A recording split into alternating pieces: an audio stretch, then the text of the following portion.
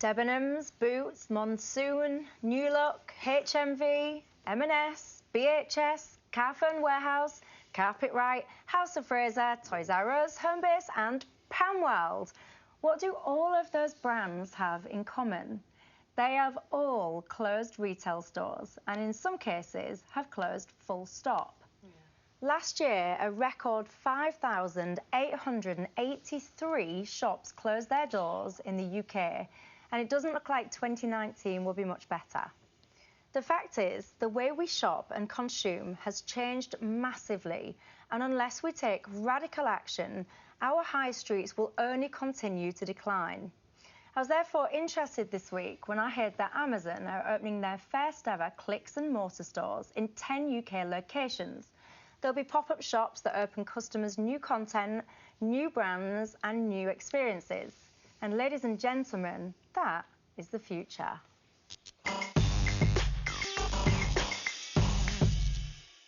I want to broaden this out if I can, Michelle, because there's something very strange going on with employment in this country, because we hear from the government that we have the lowest unemployment since 1974 at 3.8%, and economists all agree that actually with an economy the size of the UK, you'll never get it any better than that. And yet we're speaking on a day where 1,800 people might have lost their job from an insurance firm. There's possibly about 1,200 will go from an engine building plant in Wales, and Philip Green's restructuring of the Arcadia Group, so you might be adding Burton, Topman, Dorothy Perkins in 1 week's time, when 18,000 people who work in retail, and I've not even gone to the associated industries and so on, they could. So what I find difficult about, so I will come back to you in a moment. We hear from the government, we've never done so. Well, what jobs are these people getting? What is happening? Because the traditional job where, and I don't say this nastily, but just for purposes of the fella goes and builds engines, and the wife goes and works in a store, and they just have enough money so they can start to pay the rent, and they can start to put a family together, and they can start to pay for shoes for the kids, because you've got a traditional job. You're building engines. You've got a traditional job. You're selling dresses or you're selling shoes.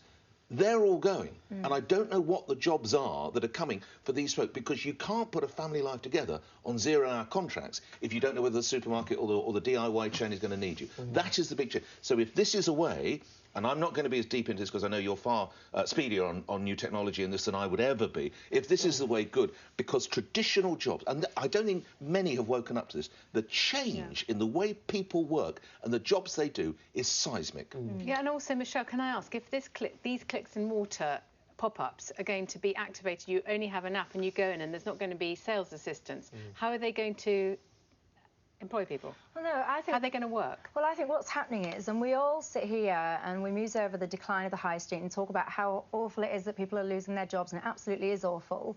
But then as consumers, when we finish that debate, we then go off and go on Amazon because we want our product for cheap. No, do I. Honestly, I go to bookshops. I don't even have my supermarket delivered. I go and get them, honestly. I just want to come in here and say I'm very concerned. Amazon have just purchased Whole Foods.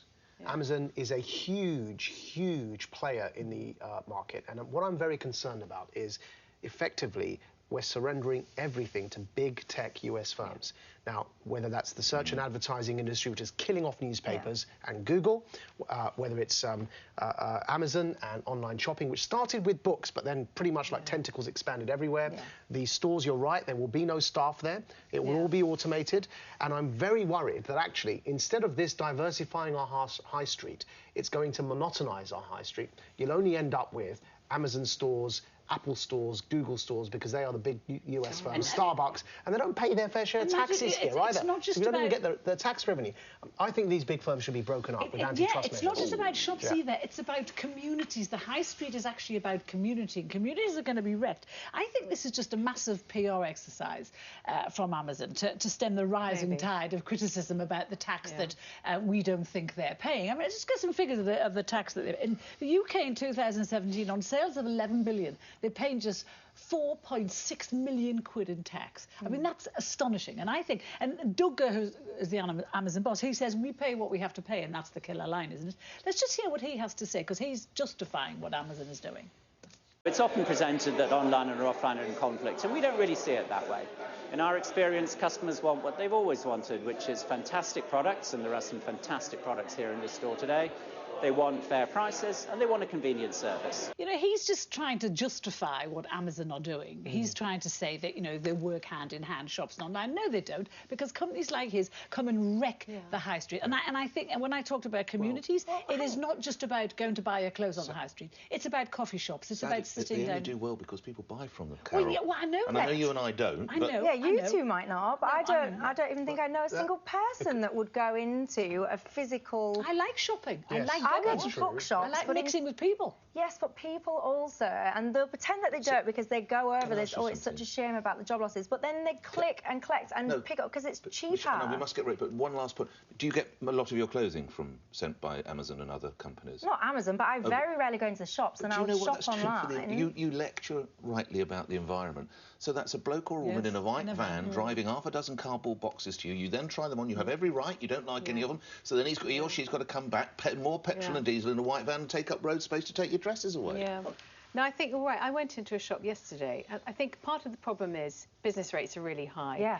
And the giants pay very little tax, so the dice are really stacked against the small independents. We've already seen the high streets taken over by chains who can afford the business rates because they can scale it up. We're seeing a return to independence, which is interesting because I think people are shopping more intelligently now. There's a whole eco thing going on. The shop I went into yesterday, we'd never seen before, on the high street near me. I walked in and everything was in glass jars. This is where we're going, and it was a zero waste, zero plastic store. And I think that the whole paradigm and metric and all the rest of it of shopping has to change if we're going to keep the high streets at all, and that's going to mean less waste, less deliveries to each household, less online shopping, and I think it's got to be consumer-led. You know, we can't all be having the great boxes arriving in a white van. To your point. And I've known you well, you can't really celebrate the idea that government steps in because companies are too successful and breaks them up. So let me elaborate. So you take Facebook as an example. What most people don't realise is Facebook owns WhatsApp and Instagram. They acquired them, and after they did acquire them, so the co-founder of Facebook recently wrote a very good column for the New York Times arguing himself that they should be broken up. And what happened, and he laid his case out as a very strong case, that after Facebook acquired WhatsApp and Instagram, if you recall, there was a time where in social media app world, there were innovations on a regular basis. Once Facebook acquired these companies, the innovations completely stopped because actually the angel investors realized there's no point investing in these startups. Facebook's just going to buy them out anyway. And then the founders take all that money from Facebook, but the actual innovation doesn't go anywhere. So they're smothering the market. The same happened with Google when it acquired YouTube. And now as a result, you've got advertising. Google pretty much has a dominance in the advertising, killing off newspapers, especially local newspapers. But who decides a company is so big the government steps in? Right, that's a difficult question. That's impossible. The co-founder of Facebook suggested that WhatsApp as a messaging service is separated from Facebook as a social media app. And what that would do, again, is it brings competition back into the market. Right now, there is no competition. And you guys are all talking about money, but I think the high street's about more than that. I think the high street is... You just described it. You described a time of probably 30 or 40 years ago when everything was in glass jars. And going back to that. It's a nice thing to do, I think. And I think it's a nice... you know, when shops close, people no longer go into the town or the village, or they stay away. And I think the death of that is every bit as important as the loss of retailers on the high street. I'm afraid it's time to shut up shop on that debate. Thank God I said that correctly. Now, before we go, there's just time for this. The 6th of June marked the 75th anniversary of the D-Day landings, an event that began the liberation of Europe and was undoubtedly one of the most significant turning points during the Second World War. There's been numerous events to mark the anniversary this week, but one in particular that's touched our hearts. Take a look at it.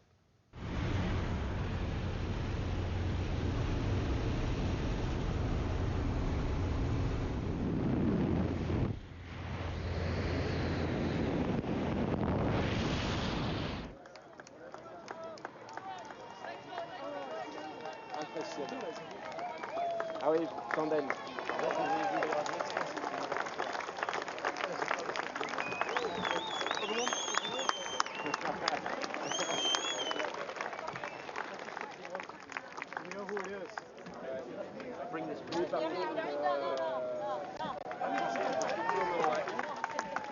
94-year-old veteran John Hutton, who served in the 13th Parachute Battalion made a tandem parachute jump to mark the occasion. For that, John Hutton, sir, for your service, for bravery, for jumping out of a plane at the age of 94, for your comrades as well. You are our heroes for a generation. Yeah. Rachel, quite an extraordinary thing to do. I mean, those men, that generation, men and women who sacrificed their lives or risked their lives for country and to save Europe. All so modest. When you get one on the radio, they just, it's just what I was trained to do. It's incredible when you try to interview them. They're just fantastic. The thing that worried the most... You're right. I know, I'm weeping. I've been weeping all morning because I've been reading the papers. The thing that when I read this today, the thing that worried them most wasn't getting hurt. It was that the jump would be cancelled for some reason. They really wanted to do it. I'm speechless. I can't even comment on it. I'm speechless that Carole Malone could cry. That's a collector's item. And they're great believers in a united Europe, that generation too. And that's all we've got time for this week. But you can join in the debate by searching for The Pledge on Facebook or Twitter. And The Pledge is now available to download as a podcast from iTunes, so you can listen on the go. Thanks for watching. We'll see you next time.